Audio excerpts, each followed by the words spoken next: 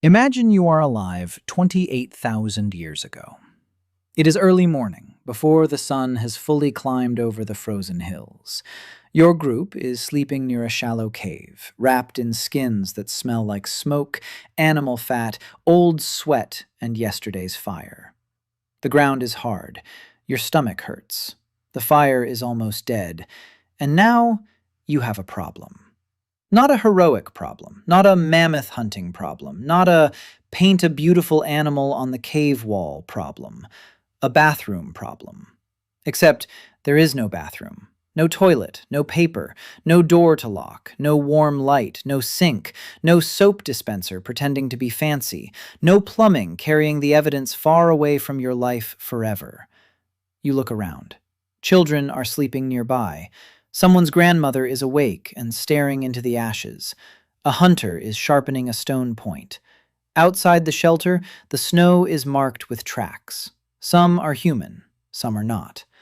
And somewhere in the gray morning, an animal with a better nose than yours may already know your group is here. So what do? Do you walk into the dark alone? Do you stay close to camp and risk making everything stink? Do you go near the water and maybe poison the place everyone drinks from? Do you leave traces that insects, parasites, wolves, hyenas, or other humans could notice? This sounds ridiculous until you remember one thing. For ancient humans, even going to the bathroom was part of survival. So how did ancient humans survive this? By the end of this story, you may never look at a toilet the same way again. Because what looks like a simple modern convenience is actually the final version of a very old human problem: how to live together without being poisoned by your own group. And the strange part is that ancient humans did not need porcelain, pipes, or scented bathroom spray to understand the basic rule. Waste is not just disgusting. Waste is information. It tells animals where you are. It tells insects where to gather. It can contaminate water. It can spread parasites. It can make a camp unpleasant, unsafe, and eventually unlivable. Today, if something smells bad in the house, we open a window and complain dramatically. Ancient humans had a smaller menu of options: move it, bury it, avoid it, burn nearby wood, change camp, teach the children, and hope nobody made an extremely stupid decision beside the drinking water.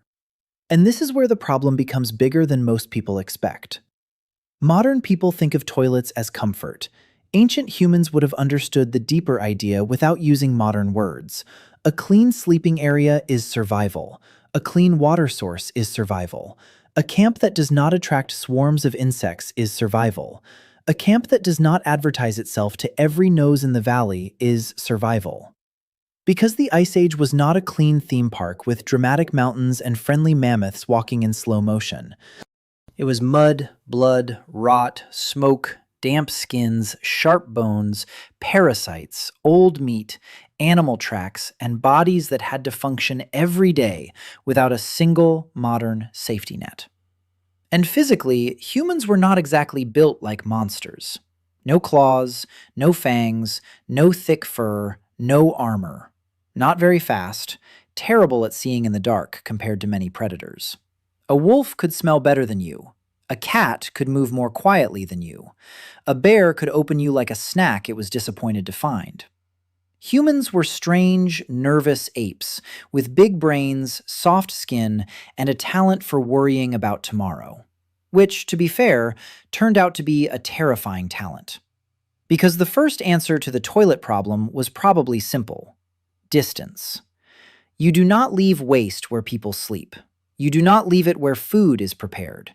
You do not leave it where children crawl, where tools are made, or where everyone sits around the fire. That sounds obvious now. But obvious things are only obvious after enough people have suffered for not noticing them. Somebody, somewhere, had to learn that if the group keeps using the same dirty area near camp, the smell gets worse.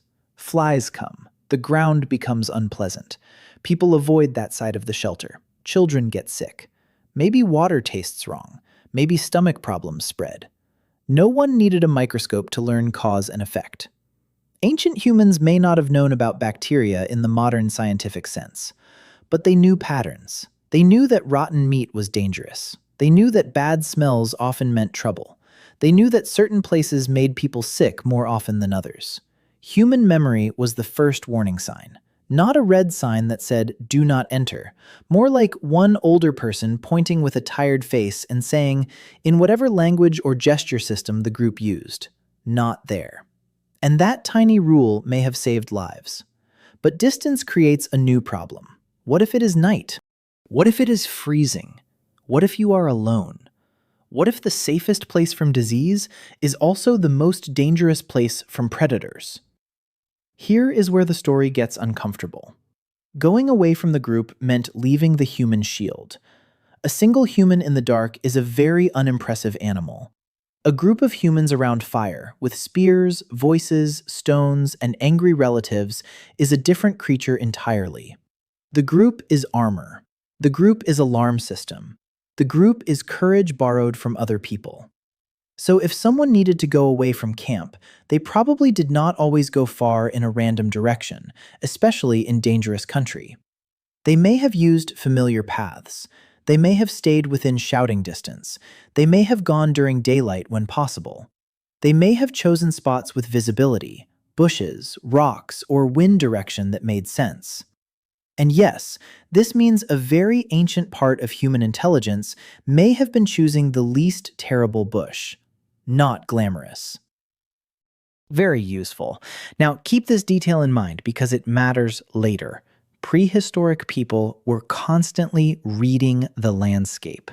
Tracks in mud, broken branches, fresh dung from animals, smells, wind, water flow, insect clouds, scratches on bark, feathers, bones, old camps, safe paths, dangerous gullies. Tracking was like reading yesterday's news written on the ground. So when ancient humans left their own waste behind, they understood at least part of what they were doing. They knew animals leave signs. They followed signs to find prey. They avoided signs to escape predators. They watched where animals drank, where animals slept, and where animals relieved themselves. And if humans could read animal signs, they could imagine that other creatures might read human signs too. A wolf does not need a lecture on anthropology to understand smell. A hyena does not need a map. A big cat does not need a motivational podcast called Finding Vulnerable Apes Near Camp. Smell travels. Waste marks presence. A messy camp can become a message board for animals. So the toilet problem was not just about manners. It was about not turning your home into a scented invitation. And here comes the second layer of the answer: covering. In many environments, the simplest tools were already nearby. A stick, a digging stone, loose soil, sand, leaves, snow, ash, bark, grass, moss, water, smooth stones, whatever the landscape offered. We cannot know the exact bathroom habits of every ancient group, because most of those moments leave almost no clear archaeological trace. But across human societies, people have often used local materials for cleaning, covering, scraping, washing, or moving waste away from living space. The tool did not have to be impressive. It did not need a polished handle or a museum label. A stick can dig. A flat stone can scrape. Soil can cover smell. Snow can hide traces. Ash from an old fire can help dry and cover unpleasant material. Leaves and grass can become a cleaning material if the plants are not trying to attack you back. And yes, one of humanity's ancient survival skills may have been botanical knowledge that included the category, "do not wipe with that." This is the part most people forget. Ancient humans were not just surviving nature, they were studying it constantly because one wrong plant could make your day significantly worse. Children had to learn this too. A child does not automatically understand camp hygiene. A child understands curiosity, bad timing, and walking directly into the worst possible place while holding something sticky. So adults had to teach. Not in a classroom, not with a worksheet, not with a cheerful cartoon poster about washing hands. They taught by pointing, scolding, laughing, warning, and repeating. They taught where not to go. They taught where water came from. They taught which plants were useful and which plants were a personal enemy. They taught that camp had zones, even if no one drew a map.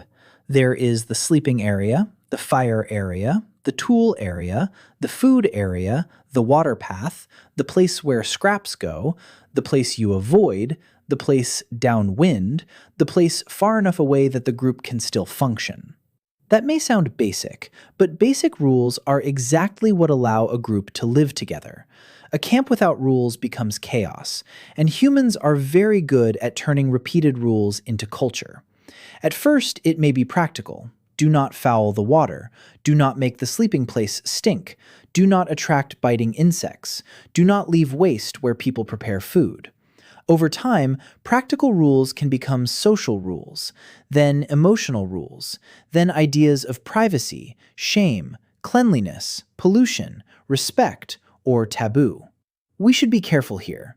We cannot say that Ice Age people thought about privacy exactly like modern people do. Different cultures have very different bathroom customs even today. What feels embarrassing in one society may be normal in another. But the core problem is universal. Bodies create waste. Groups share space. And shared space needs rules.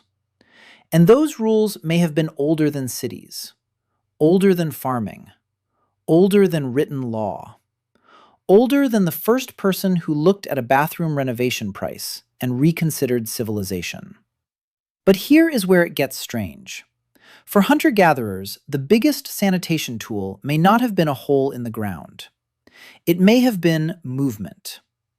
Many ancient human groups were mobile. They followed animals, seasons, water, plants, weather, and opportunity. They did not always stay in one place long enough to create the kind of waste crisis that later villages and cities faced. If a camp became unpleasant, depleted, dangerous, or simply no longer useful, people could move. This does not mean they wandered randomly. Ancient humans knew landscapes deeply. They returned to good places. They remembered where stone could be found, where animals crossed rivers, where berries ripened, where shelter was possible, where water stayed clean. Their memory was a map passed from mouth to mouth. In a modern city, waste has to be engineered away because millions of people stay in one place. In a small mobile group, distance, covering, careful camp layout, and movement could do a lot of the work. Not perfectly, not romantically, not clean by modern standards, but often well enough. And well enough is one of the most important phrases in human survival. You do not need a perfect solution. You need a solution that keeps enough people alive long enough to teach the next generation. Now, here is a thing that actually happened. Archaeologists study ancient human waste. Not because they lost a bet, although it can feel that way, but because fossilized feces, called coprolites, can preserve astonishing information. In some ancient cave sites, researchers have studied preserved waste to learn about diet, parasites, plant use, animal consumption, and even ancient DNA. Places such as Paisley Caves in Oregon have produced very old human coprolites that helped researchers understand ancient people in North America. Other sites around the world have preserved traces of parasites or food remains. These finds are not glamorous like gold masks or giant statues, but they are often more intimate. They tell us what people ate, what passed through them, what lived inside them, what environments they used. In other words, ancient waste is evidence. It is messy evidence, but it is evidence. And this evidence reminds us of something important. Prehistoric people had bodies like ours. They got stomach problems. They carried parasites. They made mistakes. They lived close to animals, dirt, smoke, raw materials, and each other. The past was not a clean drawing of a noble hunter standing on a hill. The past had flies. And parasites are where the toilet problem becomes truly dangerous. Human waste can spread parasites and disease, especially when it contaminates water, food, hands, or soil around living areas. Again, ancient people did not need to know the word pathogen to notice that dirty places and sickness often belong together. They may not have understood every cause, but they understood disgust.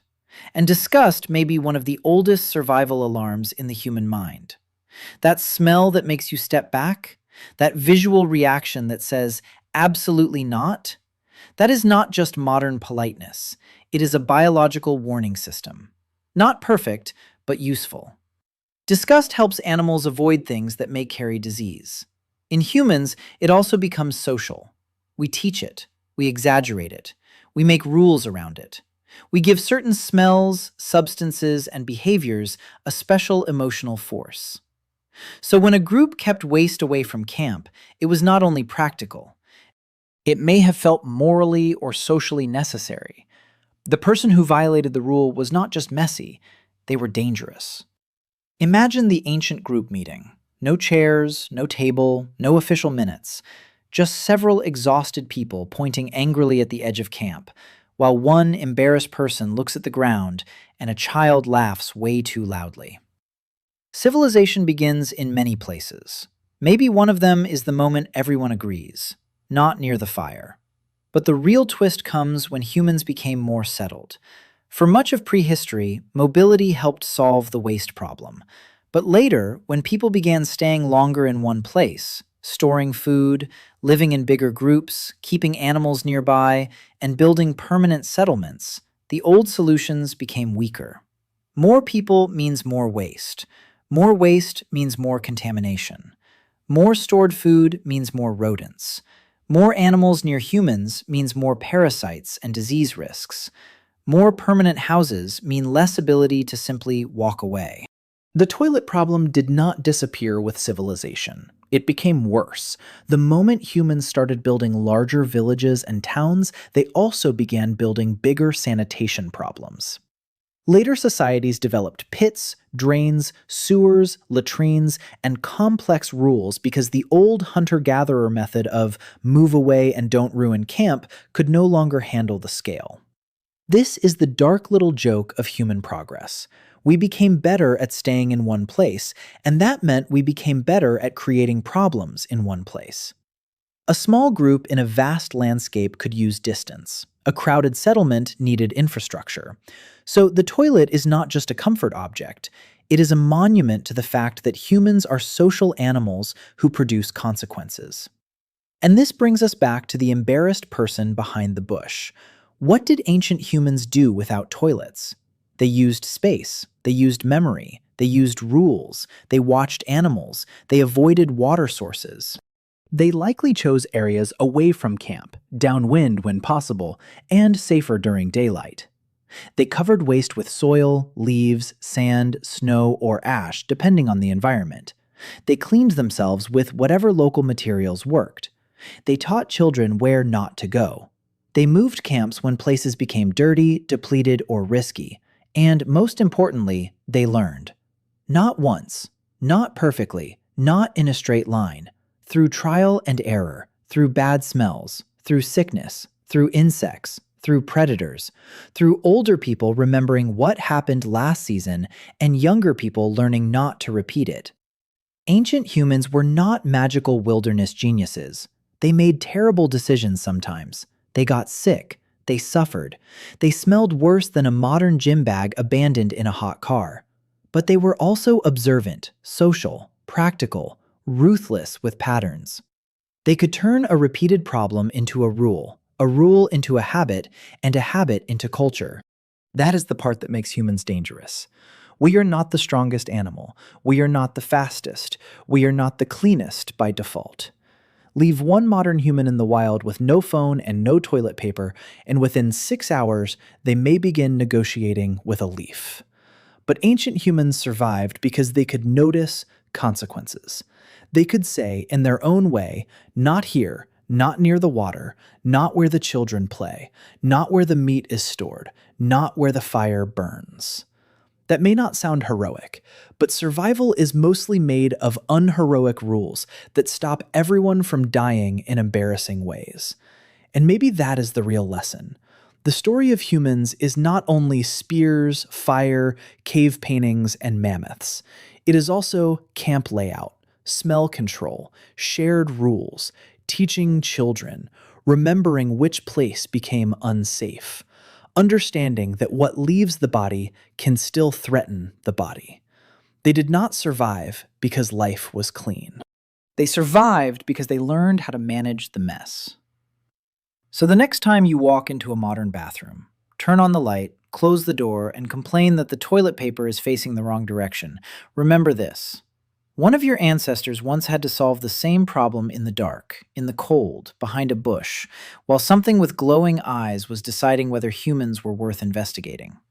And somehow, that nervous, toiletless ape helped invent the future. Retention mechanics used.